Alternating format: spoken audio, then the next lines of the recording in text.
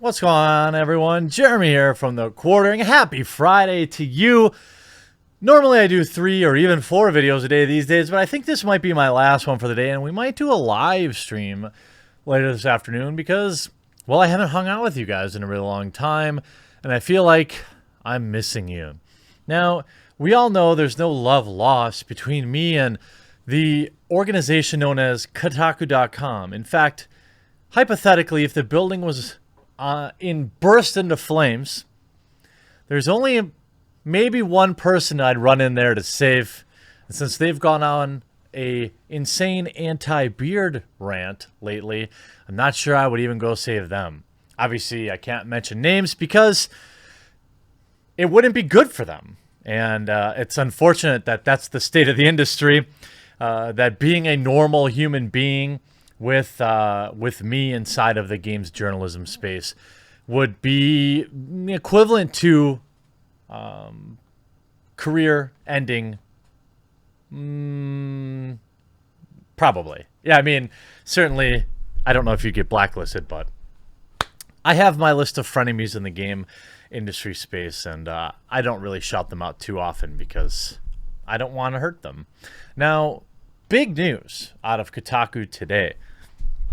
Probably their, the most well-known person at Kotaku is probably, in terms of journalism, is probably Schreier still, even though apparently he writes like 1 article a month. I'm not sure that he even really writes anything anymore. But there's also Cecilia D Anastasio, which we saw doesn't exactly seem like the nicest person on the planet, given that esports award winner Richard Lewis gave her a shout out, to which she replied on Twitter, "Keep my name out of your mouth, blah, blah, blah, blah, blah, blah, blah, blah, blah."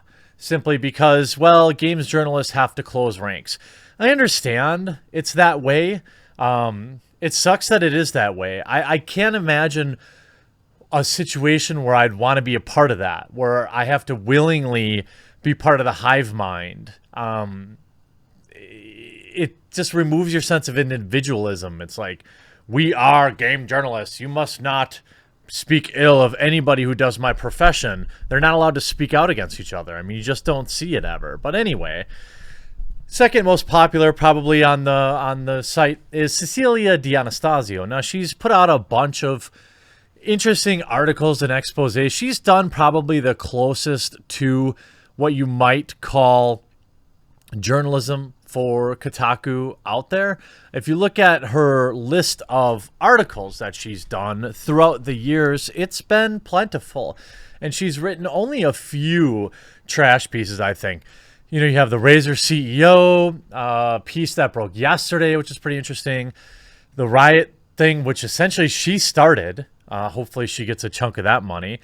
Most of the stuff that you see covered by Cecilia, while she's obviously one of the blue-haired, blue checkmark brigade, she does good work, and you've got to give props where props is due. Even if you don't agree with somebody's opinions on things, doesn't mean you have to not give them credit where credit is due. I stand by this with Schreier.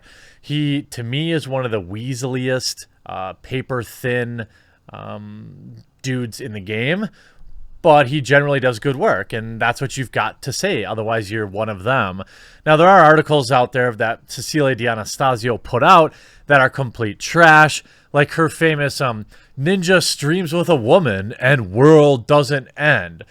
This is an article that, I don't want to define somebody by their worst piece, but this is, again, the game journalism scene dumping on Ninja for a throwaway quote about, not streaming with women because it causes controversy that he doesn't want. No problem with that. It's not his job to take on extra stress simply to please games journalists. And they've endlessly depicted him in a negative light because of that. Now, granted, he gets to go to bed in a pile of money every night, so he doesn't really care. But that's neither here nor there. Does this mean that we're about to see more talent leave Kotaku? Does this mean that Cecilia D Anastasio simply just got a better offer. I suppose the most likely thing is that given the amount of good work she's done with Kotaku and given her level of fame in the esports reporting or journalism world since her Riot expose piece, she probably just got a better job. When we look at Kotaku's metrics, and again, this is Alexa, so it's at best directional. A lot of people will quote Alexa or even Google Analytics and say, oh my God, this is fact. Look at their traffic.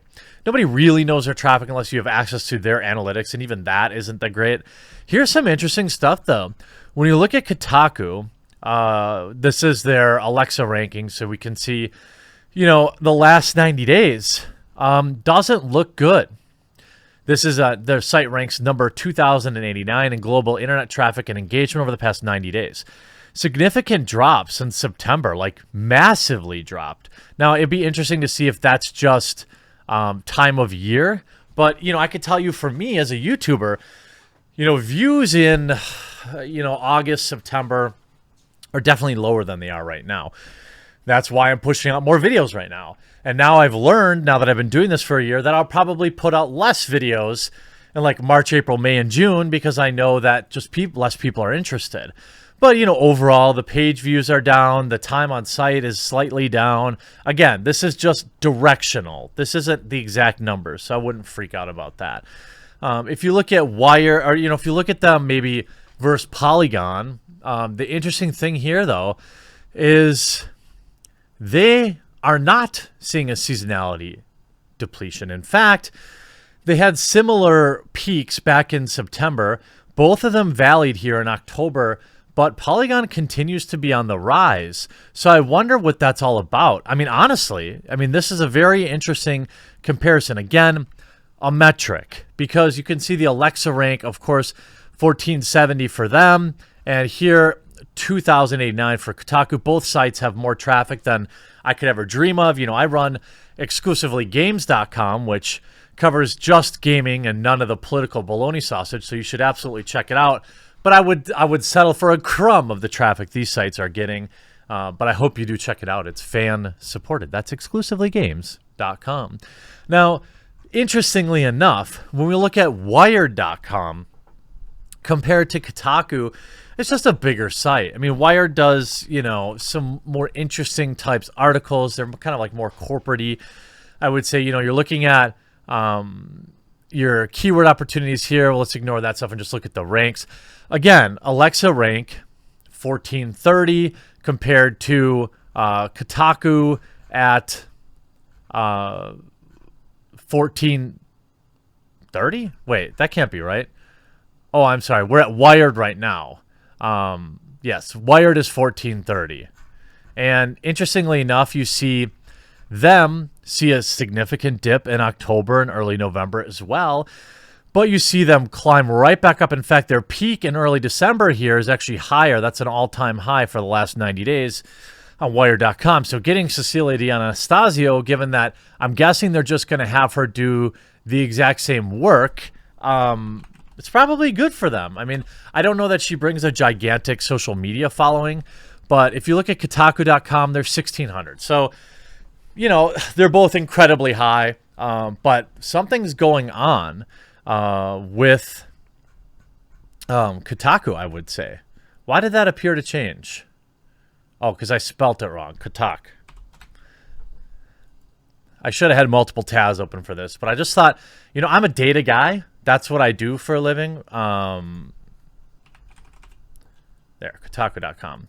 Now, Kotaku.com has multiple websites. They have their .com, they have their .au, but for the most part, this is their site. So they're 2,089. So Wired.com definitely has a significant increase in ranking and overall traffic, but this is very concerning if you're Kotaku. Like, there's been no bounce back. None. You're at December 4th, and you're still seeing really no site rank changes. You're seeing... total traffic. Obviously, if we look at, Alexa, if we look at traffic trends, which we already looked at here, you have page views down, time on site down, but down 3% is not that much. It's not much. But it's interesting. It's interesting to see that Kotaku seems to be relatively stagnant when we put it in comparison, for example, to Polygon, which their traffic rank continues to increase. And this is like the site traffic. It's not an exact number. This is like their ranking against all traffic on the internet. But you could see Polygon certainly increasing. I mean, even if we look at IGN, much bigger than both of them, IGN remains pretty steady in their positioning. They're just kind of holding steady on their overall traffic ratings. So again, they're holding their audience, but they're not doing much to grow, and certainly they've dropped in position. So it's interesting that Polygon seems to be doing fine, while Kotaku and IGN, I suppose just for the heck of it, let's look at GameSpot because I like data, and we're in here. GameSpot here, again, pretty stagnant. Now, X very high in overall Alexa rank, but they just get a ton of traffic. So interesting. Now, traffic down, everything like that. So does this mean that Cecilia D Anastasio saw the writing on the wall? Maybe.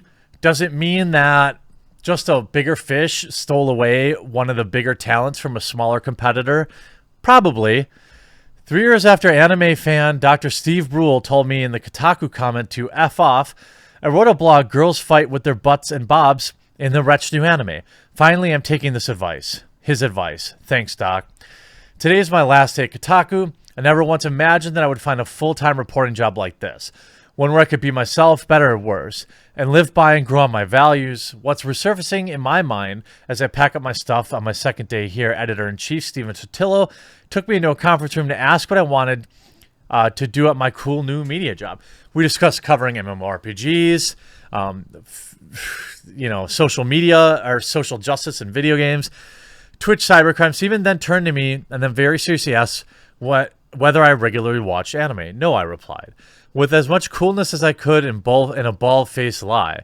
I wanted to be a no-nonsense investigative journalist, and on top of that, I didn't want my new boss thinking I was otaku trash. Oh well, we actually need someone to be covering anime, Steven said. Crap. That's actually really cool, I thought, admitting that I'd understand about 20 years of anime fandom. I told Steven I'd take it on, and again, for better or worse, I did. Blah, blah, blah, blah, blah. Good for you. I don't know what to say. Among the first things of our new private equity bosses did. Oh, I should say. Sometimes I've learned being authentic to yourself and your platform means communicating with your inner poo lord who knows that you and 131,800 others will get a good laugh out of a 5-year collection of anime women going, I don't know. Oh, ho, ho? Oh, I don't know. Oh, is that what it is? I'm not sure. Other times it means that your otaku trash impulses and then investigating the long-lost American Sailor Moon with unrestrained rigor.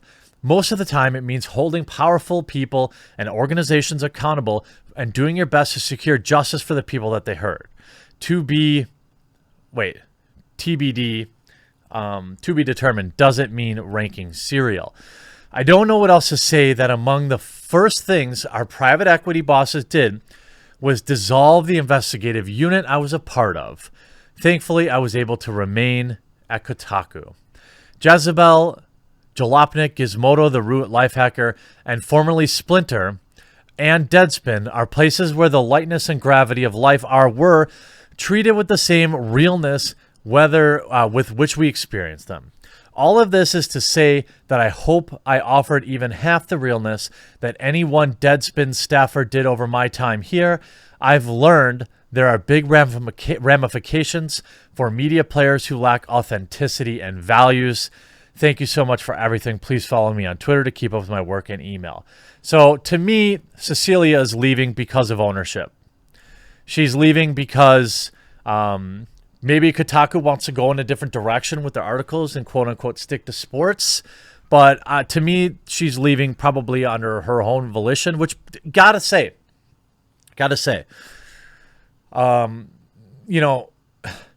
I give a lot more credit to somebody who just quits and walks away, finds something new, because they're being true to their values. Walking out with no backup plan like a lot of people at Deadspin did probably isn't smart.